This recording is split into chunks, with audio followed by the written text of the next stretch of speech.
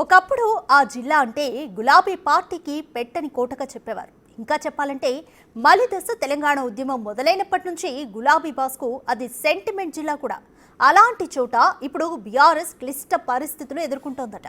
నేతలు పక్క చూపులు చూస్తుండడంతో ఏ క్షణం ఎవరు ఉంటారో ఎవరు జంప్ అవుతారో తెలియని పరిస్థితి. ఇదే ఇప్పుడు కారు పార్టీలో హాట్ టాపిక్గా మారింది. ఉమ్మడి కరీంనగర్ జిల్లా బీఆర్ఎస్ కు కంచుకోటగా చెప్తుంటారు. మలిదశ తెలంగాణ ఉద్యమం ఉవ్వెత్తున ఎగిసిపడినప్పటి నుంచి ఈ జిల్లా కారు పార్టీకి అన్ని విధాలుగా అండగా నిలుస్తోంది. నిజానికి కరీంనగర్ జిల్లాను సెంటిమెంట్ గా భావిస్తుంటారు గులాబీ బాస్ కేసీఆర్. అందుకే ఏ కొత్త కార్యక్రమం మొదలు పెట్టాలన్నా ఫస్ట్ చాయిస్ కరీంనగర్ జిల్లాని. తెలంగాణ ఉద్యమ సమయంలో ఎలాంటి సవాలు ఎదురైనా ఇక్కడి నుంచి ఎదుర్కొన్నారు కేసీఆర్. బీఆర్ఎస్ ఉద్యమ పార్టీగా ఉన్నప్పటి నుంచి లేటెస్ట్ అసెంబ్లీ ఎన్నికల వరకు జిల్లా ప్రజలు పెద్ద ఎత్తున ఆదరించారు. తెలంగాణ వచ్చిన తర్వాత జరిగిన మొదటి ఎన్నికల్లో జిల్లాలో ఉన్న 13 స్థానాల్లో 12 చోట్ల బీఆర్ఎస్ విజయం సాధించింది.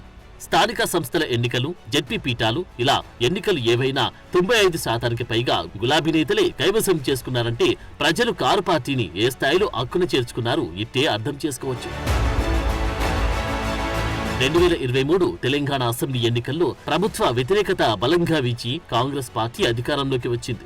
అప్పుడు సైతం 5 స్థానాల్లో కారు పార్టీ ఎమ్మెల్యేలు ఉమ్మడి కరీంనగర్ జిల్లాలో విజయం సాధించారు. సిరిసిల్ల, కరీంనగర్, హుజురాబాద్, కోరుట్లలో బీఆర్ఎస్ అభ్యర్థులు ఎమ్మెల్యేలుగా గెలిచారు.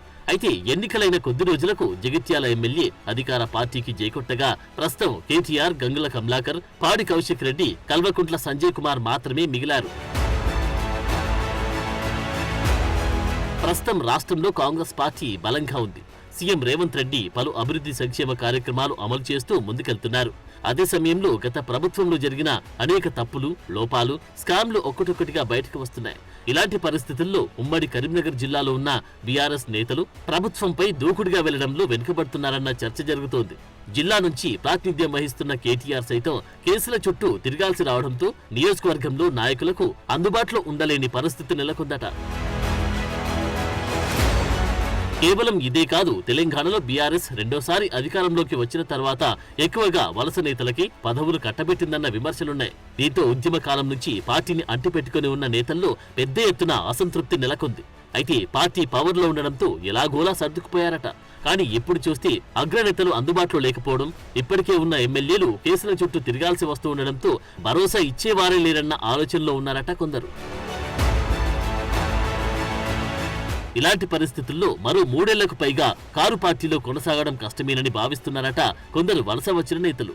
ఈ క్రమంలో హస్తం పార్టీలో చేరేందుకు ప్రయత్నాలు చేస్తున్నారట. అయితే కాంగ్రెస్ పార్టీ వలసలకు తలుపు తీయకపోవడంతో ప్రత్యామ్నాయంగా బీజేపీ వైపు చూస్తున్నారట గులాబీ పార్టీకి చెందిన వలస నాయకులు. కేంద్రంలో అధికారంలో ఉండడంతో పాటు ఉమ్మడి కరీంనగర్ జిల్లాలో 2 ఎంపీ స్థానాల్లో బీజేపీ అభ్యర్థులు కొనసాగుతున్నారు. ఇక హుజురాబాద్ నియోజకవర్గానికి చెందిన మరో నేత ఈటెల రాజేందర్ సైతం మల్కాజ్గిరి ఎంపీగా కీలక పాత్ర పోషిస్తున్నారు. దీంతో కమలం పార్టీలో చేరితే ఎలా ఉంటుందన్న దానిపై ఆలోచనలు చేయడం, లెక్కలు వేయడం చేస్తున్నారట కారు పార్టీ నేతలు. బీజేపీ ఎంపీల నుంచి తమ భవిష్యత్తుకు సంబంధించి స్పష్టమైన హామీ లభిస్తే స్థానిక సంస్థల ఎన్నికల్లోనూ కాషాయ పార్టీ తీర్థం పుచ్చుకునేందుకు వ్యూహాలు రచిస్తున్నారట. మొత్తంగా చూస్తే రాబోయే రోజుల్లో ఉమ్మడి కరీంనగర్ జిల్లా రాజకీయాలు మరింత హీటెక్కనున్నాయన్న టాక్ వినిపిస్తోంది.